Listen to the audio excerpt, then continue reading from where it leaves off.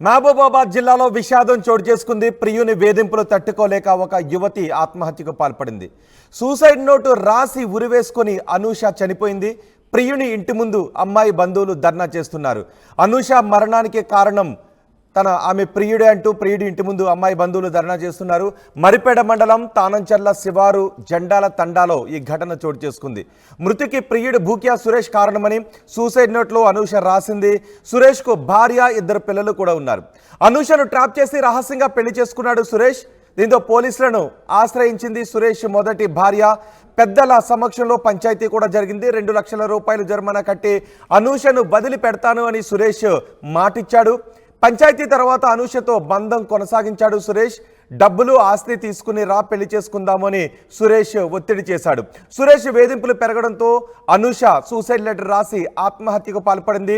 అనూష ఆత్మహత్యతో అనూష బంధువులు